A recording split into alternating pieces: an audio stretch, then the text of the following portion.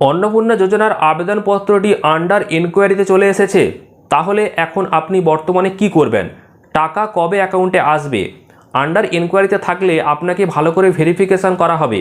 ভেরিফিকেশানে pass করলে তবে আপনার নামটা কিন্তু অন্নপূর্ণা যোজনার যে পোর্টাল সেই পোর্টালে তোলা হবে, এমনই আপডেট বর্তমানে রয়েছে। এবার ভেরিফিকেশান আপনার বাড়িতে কবে আসবে, ভেরিফিকেশান যদি করা হয় তাহলে আপনাকে কি কি প্রশ্ন করা হবে এবং ভেরিফিকেশনের সময় কোন কোন ডকুমেন্ট আপনাকে দেখাতে হবে, এই বিষয়ে আজকের এই ভিডিওতে গুরুত্বপূর্ণ আপডেটগুলো আপনাদেরকে দেব। তো অবশ্যই শেষ পর্যন্ত ভিডিওটা দেখুন, কারণ ভেরিফিকেশনের আগে যদি আপনি এই সমস্ত বিষয়গুলো জেনে রাখতে পারেন তাহলে কিন্তু ভেরিফিকেশনের সময় অনেক সুবিধা হবে এবং আপনি খুব সহজেই এই বিষয়গুলোকে পাস করতে পারবেন এবং আপনার নামটা অন্নপূর্ণা যোজনার পোর্টালে উঠে যাবে। প্রত্যেক মাসে মাসে 3000 টাকা করে আপনি পেয়ে যাবেন।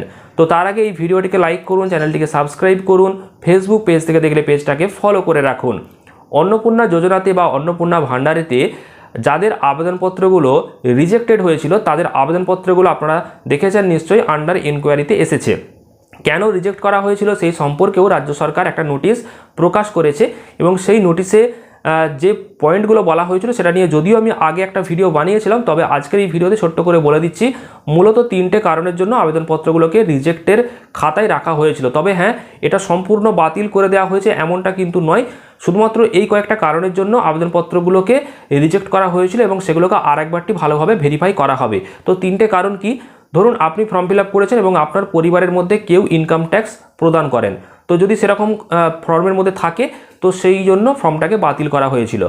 এর পাশাপাশি সবথেকে বিতর্কের যে বিষয়, যে 3টের বেশি পাকা রুম যদি আপনার থাকে বাড়িতে তাহলেও আপনার ফর্মটাকে বাতিলের খাতায় রাখা হয়েছিল। আর একটা হচ্ছে জিএসটি যদি নম্বর থাকে আপনার, তার জন্য আপনার ফর্মটাকে বাতিল করা হয়েছিল। এবার কি সেটা পরিবারের কোনো মেম্বারই হোক বা আপনিই হোক, যে কেউ যদি প্রদান করেন ইনকাম ট্যাক্স তার জন্য বাতিল হতে পারে। আর এই বিষয়গুলো তো বললাম।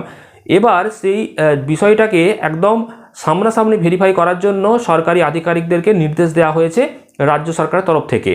এবার এটা কবে ভেরিফাইটা হবে, আপনার বাড়িতে কবে ভেরিফিকেশানটা আসবে না, যেই নোটিশে যেটা বলা আছে যে 5 তারিখ থেকে 10 তারিখের মধ্যে, 5 তারিখ থেকে 10 তারিখের মধ্যে পুরো বিষয়টাকে কমপ্লিট করতে হবে, অর্থাৎ 10 তারিখের মধ্যে সম্পূর্ণ টাকা পর্যন্ত দিয়ে দিতে হবে আধার লিঙ্কযুক্ত ব্যাঙ্ক অ্যাকাউন্ট, অর্থাৎ ডিবিটি লিঙ্ক যেই অ্যাকাউন্টে রয়েছে সেই অ্যাকাউন্টে। এবার 5 তারিখে রবিবার ছিল, 6 তারিখেও কিন্তু একটা ছুটি রয়েছে সরকারি। এবার 7 তারিখ থেকে যদি ভেরিফিকেশান হয়, 7, 8, 9 এবং 10 তারিখেও যদি হয় তাহলে 10 তারিখের মধ্যে ভেরিফিকেশান কমপ্লিট করে টাকা পৌঁছানোটাও কিন্তু একটু চাপের বিষয়। তবে হ্যাঁ, হতেও পারে আপনার বাড়িতে হয়তো ভেরিফিকেশান চলে আসবে আগামী মঙ্গলবার থেকে, কারণ আজ যেহেতু ছুটি রয়েছে হয়তো ভেরিফিকেশান নাও হতে পারে। তো সেক্ষেত্রে আপনারা প্রস্তুত থাকবেন ভেরিফিকেশানের জন্য।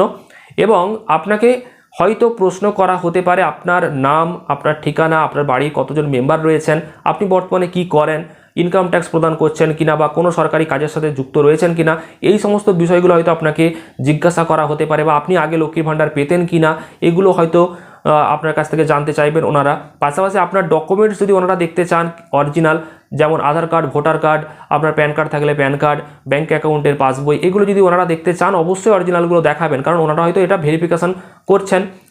এছাড়াও আপনার পরিবারের যদি অন্য কোনো সদস্যের কোনো ডকুমেন্ট ওনারা দেখতে চান অরিজিনাল, সেটাও অবশ্যই দেখাবেন। অর্থাৎ আপনারা সম্পূর্ণ সহযোগিতা করবেন ভেরিফিকেশানে, আর সম্পূর্ণ সহযোগিতা করলে জানবেন যে আপনার নামটা পোর্টালে উঠে যাবে। এবার কি ধরুন 3টের বেশি পাকা রুম রয়েছে কিনা সেটা তো ওনারা দেখতে পাবেন, তো তার জন্য কি নামটা বাদ চলে যাবে সেটা অবশ্যই আপনারা সামনাসামনি একবার জিজ্ঞাসা করে নেবেন। যদি ওনারা বলেন যে হ্যাঁ আপনার বাড়ির সংখ্যা অনেক বেশি, সেক্ষেত্রে আপনারা অবশ্যই আপনাদের যে বর্তমান পরিস্থিতি সেটা অবশ্যই জানাবেন। আপনার পরিবারে যদি 5-6 জন মেম্বার থাকে তার জন্য 3টের বেশি রুম থাকাটা তো স্বাভাবিক, সেই বিষয়গুলো ওনাদের কাছে আপনারা বলুন, আর্জি জানান, আপনারা কি করেন, আপনাদের কীভাবে সংসার চলে, সেই বিষয়গুলো আপনারা একটু ভালোভাবে বোঝান। কোনো রকম মাথা গরম নয়, একদম ঠান্ডা মাথায় ভালোভাবে আপনারা বলবেন, এই বিষয়গুলো জেনে নেবেন, তাহলেই আপনারা সহযোগিতা যেমন করবেন সেরকম সহযোগিতা আপনারা পেয়ে যাবেন। তো এই বিষয়গুলো অবশ্যই দেখবেন। আর আপনারা ভেরিফিকেশনের জন্য প্রস্তুত হয়ে থাকুন। যদি আধিকারিকরা আসে ভেরিফিকেশান হয় তাহলে অবশ্যই সহযোগিতা করে ভেরিফিকেশানটা করিয়ে নিন। এবার হচ্ছে আপনাদেরকে জানাই যে ভেরিফিকেশানটা যদি আপনার বাড়িতে না আসে তাহলে আপনি কি করবেন। আপনাকে জানাবো মঙ্গলবার থেকে সমস্ত সরকারি দপ্তরগুলো খুলছে, তো আপনার বাড়িতে বসে না থেকে আপনার এলাকাতে কি চলছে সেটার বর্তমান পরিস্থিতির খোঁজ খবর আপনারা নিন। পঞ্চায়েতে, পৌরসভাতে বা বিডিও অফিসে ভেরিফিকেশনের জন্য কোনো পদক্ষেপ নেওয়া হয়েছে কিনা, কোন পদ্ধতিতে ভেরিফিকেশন হচ্ছে সেগুলো অবশ্যই দেখুন। আপনার বাড়িতে এসে ভেরিফিকেশন হবে নাকি আপনাকে কোনো কাগজ অফিসে জমা করতে হবে, সেই পদ্ধতি যদি কিছু চালু হয়ে থাকে সেটা অবশ্যই আপনারা খোঁজটা নিন। সেরকম কোনো পদ্ধতি যদি চালু হয় সেটা আপনারা অবশ্যই পালন করুন, তাহলেও হবে। কারণ বিভিন্ন এলাকাতে বিভিন্ন রকমভাবে ভেরিফিকেশানটা হবে, তো অবশ্যই আপনারা নিজেরাও খোঁজ নেবেন এবং ভেরিফিকেশান যদি বাড়িতে আসে তাহলে প্রস্তুত থাকবেন। তো অনেকেই প্রশ্ন করেছিলেন যে ভেরিফিকেশান কবে থেকে চালু হবে, কবে শেষ হবে, কবে টাকা অ্যাকাউন্টে ঢুকবে, কী কী কাগজপত্র লাগবে আবার ভেরিফিকেশানের জন্য, বা কোথায় যোগাযোগ করব। তো আপনাদেরকে পুরোটা ক্লিয়ার করার চেষ্টা করলাম, আশা করি বুঝতে পেরেছেন। এর পরেও যদি কোনো প্রশ্ন থাকে অবশ্যই কমেন্টে জানাবেন, আপনাদেরকে তারও উত্তর দিয়ে দেবো। আর এই ভিডিওটা প্রচুর পরিমাণে শেয়ার করে দিন যাতে সকলেই জানতে পারে। আর এই ভিডিওটা অবশ্যই লাইক করবেন, চ্যানেলটিকে সাবস্ক্রাইব করবেন, আর ফেসবুক পেজ থেকে দেখলে অবশ্যই পেজটিকে ফলো করে নেবেন।